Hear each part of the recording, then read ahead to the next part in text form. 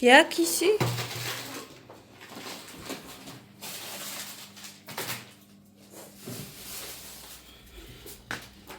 Так, бреф туалетке алдық.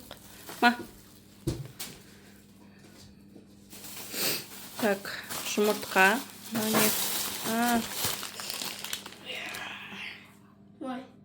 Қандай? Шедевр. Так, и аквафор фильтр. Так, шай ішеміз. Жұмыртқа. 30 штук. Так, потом макароны. Так, бір пачка бізге примерно бір айға жетеді. Бір айға жоқ, бір айға емес, даже больше 2 айға. Не трогай, сына. Так, потом мынаны көруге алды. Обычно бұндай жемейміз. Бірақ бұлдақ дейді. Олтын жейміз. Так, курица, тауық, целый тауық алмайм. Осындайлар алам обычно. Дубай, туалетная бумага. Так, потом лавровый лист, сухарики, панировочные сухарики. Жақсы екен, котлетке не қылам, пайдаланам обычно. И арасында асыққан кезде, не қылған кезде кублей, май элитная дейді. Тоже нормально. Кашаға салам. Көбінесе тағын. Қош жай, сөйлеші, точа. Так, спагетти султан. Біз бір айға жетсе жетті, жетпесе жетпейді. Біз көп жейміз спагеттиді. Так, күріштік жақсы жейміз. Салфетки. Хороший фамилия деген. Так, сметана, творог. Потом баламның кетчубы. Колбаса вареная только. Анда кәдімгі колбасаны онша жей бермейміз, только вареный. Қуырып азанда. Так. Потом мындай колбаски алдық. Тоже хороший.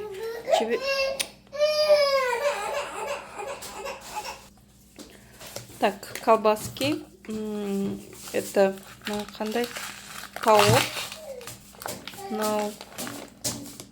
Қой еті и сыр еті. Тоже хорошие, жақсы өте күшті. Дәмі де, для разнообразия, ракушка, сүт, бізде сүт, бай, сүт, так ішеміз. Потом 2 килограмм цесна. Так, манный каша жейміз, султандікі жақсы екен. И мынандай көруге алдым, увелка дейді. Тез дайындауға. Потом растишка алыпты, ванильная алыпты растишка. Так, потом печенье чайға, и пакетированный чай, қант, салфетка, сода и пельмени.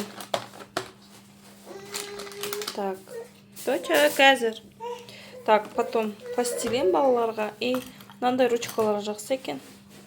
Стағанға да, неғанға да ыңғайлы. Мынаны өзіме. Так. Альбом для рисования. Бай, бізде альбом для рисования. Страшно не қылады уже. Осы жылға бір баланыкі, 3-ші альбомы уже. 2-ші баланың. Так, скотч на всякий пожарный. И мынандай ақ жіп таусылып қапты. Ничего не надо. Амах. Так, и мынандай жіп набор 1300 дейді. Вроде хороший. Так, осы. Осының бәрі біздің продукты. Саламатсыздар ма, достар? Қалдарыңыз қалай? Жақсысыздар ма? Аман есенсіздер ма? Менің каналыма қош келдіңіздер.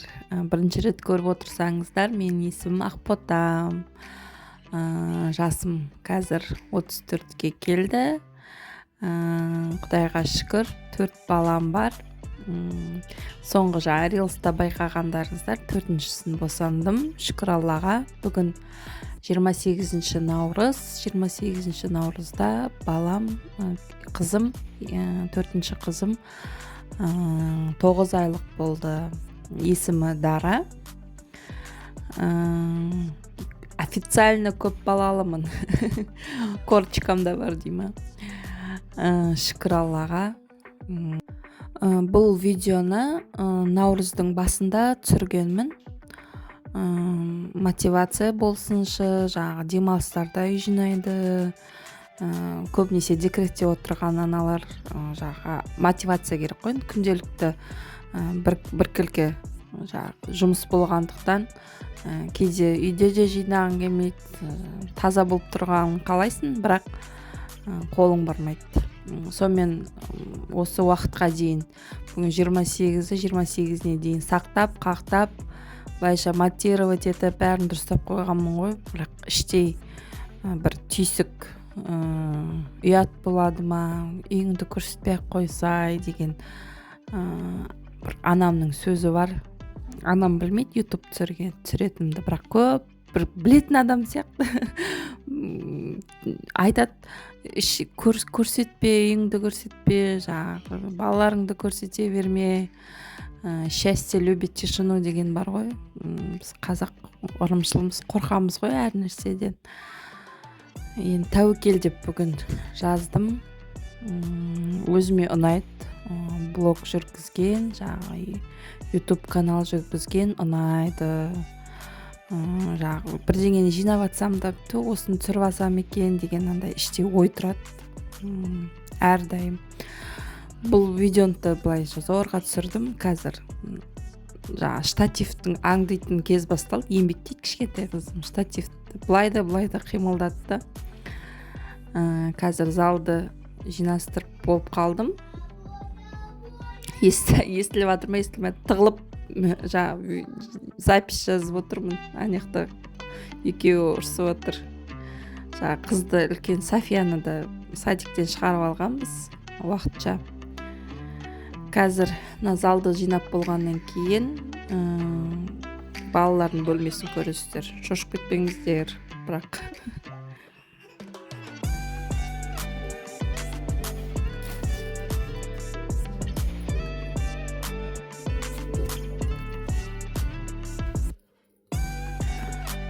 балалардың бөлмесіне келдік.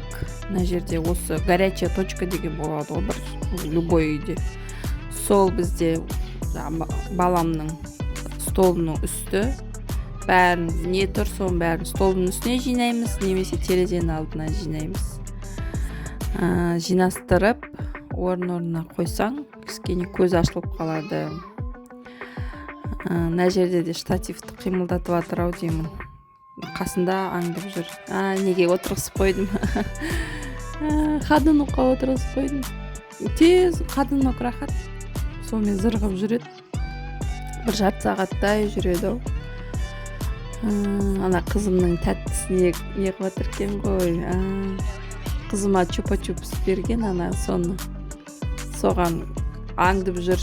Осы балалардың аузындағысын аңдайды, қолындағысын аңдайды, әйтеуір. Бүгін YouTube'ды қарап отырып, бір Мақпал деген қыздың видеосын көрдім. Содан кейін ойладым, өзіме ұнайтын зат болғаннан кейін неге жасамасқа деймін да. Егер уақытым болса, қолым босаса, осы YouTube'ды жалғастырғым келеді, өзіме ұнайды. Жаңағы сіздермен әңгіме айтып, ішімдегіні айтып, бөлісіп, мотивация беретін шығар мүмкін. Менде біреу YouTube'да адамдардың несін көрген ұнайды, мотивация аламын. Үйіңді жинағым кеп кетеді, ана жер дұрыстағым кеп кетеді. Соны жүргізгім келіп жүр. Енді ниетім бар, енді көреміз. Үлгірсем барлығын үйді де алып жүруге, блогты да алып жүруге, балаларды да бәрін қосып бірге алып жүру оңай нәрсе емес. Енді пысық болсаң, жылдан болсаң, мүмкін, бірақ мен ондай қатты пысықпын деп айтамаймын. көреміз енді Құдай қаласа. Естіп жатыр ма, естіліп жатқан жоқ па? Қызым жылап жатыр. Жылағанда жыламайды, андай деп бүйтіп бақырып. Мына терезенің алды. Мынау әжесі сыйлады кеше 8 мартқа. Әдемі екен. Ағылшынша, қазақша сөздер айтады. Үйреніп жүр. Скакалка тұр. Скакалканы да секіремін деп алдым, секірген жоқпын. Қазір маған пилатес деген ұнап жүр. Мари деген бір қыз бар. Қызық болса комментарийға жазып кетіңіздер, YouTube каналын тастаймын. Сол пилатеспен айналысады екен, үйретеді, тренер ғой енді. Соның жеңіл, басым ауыратын тұғын, белім ауыратын, аяғым азанда басқан кезде бастыртпайтын. Соның пилатес тренировкаларын жасап, кішкене жақсарды. Басым ашылып, күнде кетанов ішіп жүретін. Цитрамон жүректі ауыртады ғой негізі. Жүрекке зиян ғой, давление көтереді. Сол цитрамоннан кейін кетановқа көштім.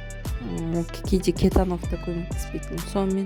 Соның тренировкаларын жасап, весті тастадым. Қазір енді 77-78 болып тұрмын. Сіздерден несін жасырам? Өздеріңізде байқаған шығарсыздар, толдым. Енді 4-ші бала босанғаннан кейін толасың ғой. Қазір заказ берген көкөністерімді көрсетемін. Енді овощилар.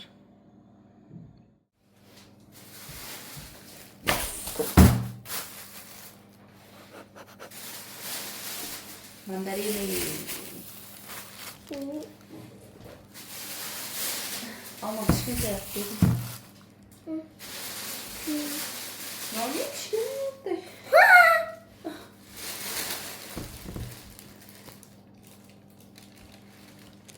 Кішкентай.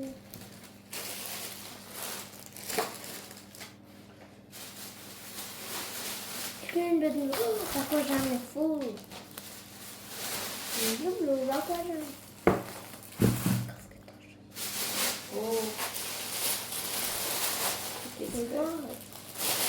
Такое. И кручу. Ничего.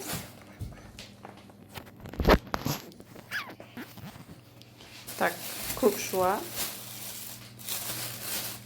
Пекинская капуста. Тағы бірдеңе заказ берген сияқты. Аз. Так, сәбіз. Баклажан. Мына капуста жек үлкен кеп тұр, мына капустаға.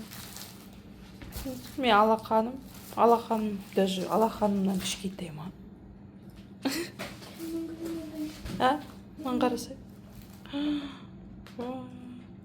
Сен алақаным почти бірдей.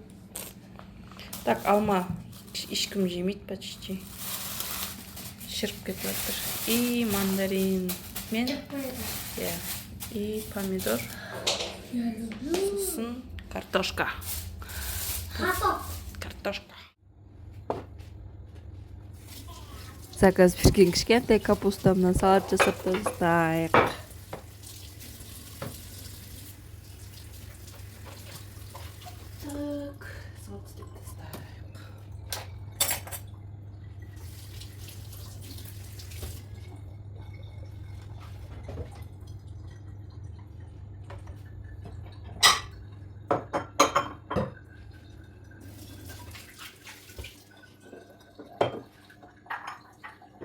Ой, осы не дейді, бәрі таза жоқ.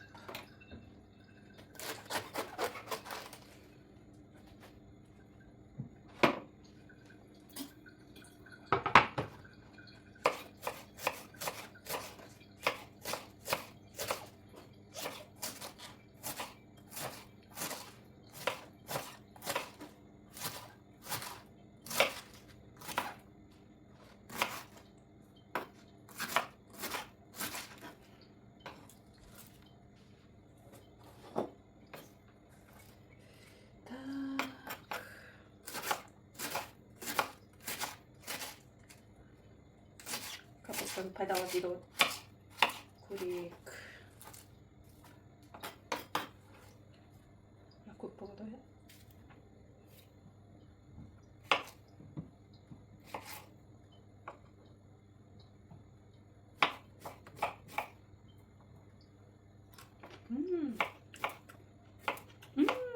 Гамдам.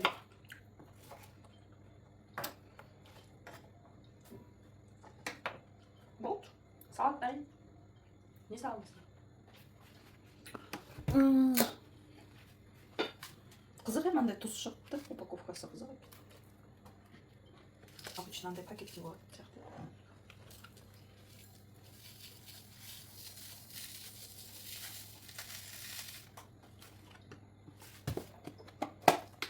Менен басқа бұл салатты ешкім жемейді шығар. Вот. Тұз салам, не салам. Так, свет жоқ. Біріншіден не оған кеткен. Өлтіріп алу керек.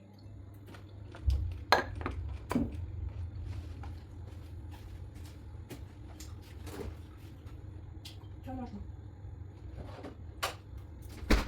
Андай салат бар менде. Қазір осыны кішкене араластырып жіберіп. Но не морковча, ет, пекинская капустамен. Күшті екен. Осылай. Осыны кішкене араластырам. Сосын. Так, макароны. Макароны пісіп жатыр. И қазір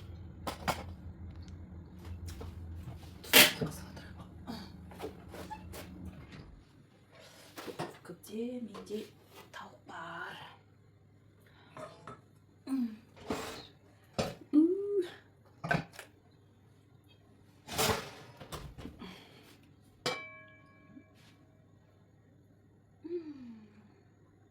Вкусно, вкусно, вкусно. Көріне ма? Тағы. Жаңа немене қазарың кір. Анау мындай деп жазып жібереді шығар. Ладно. Қазір сервировка жасап тағы көрсетемін. Так, вот. Салат. Немене? Бірдеңе тарелканың. Не, белок, салат и углевод по имени. Я не понимаю, короче. Вот. Вкусно. Мне вкусно.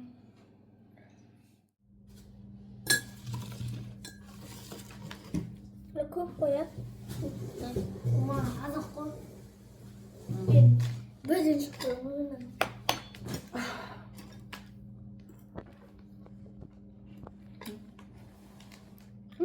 Мандарин что?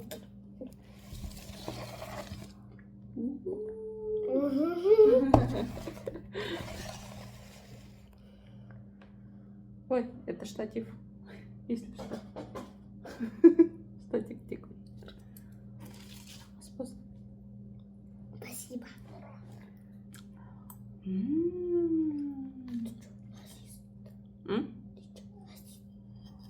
Ой, Дара, трупай. Udah. Tunda. Mau kelima? А? Mau kelima?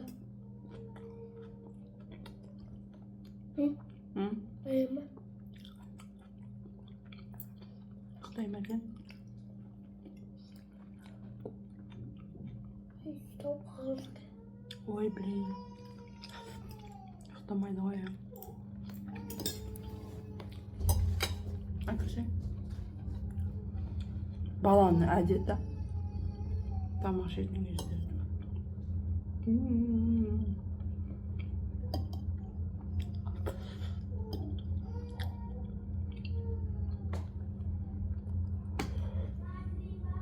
А?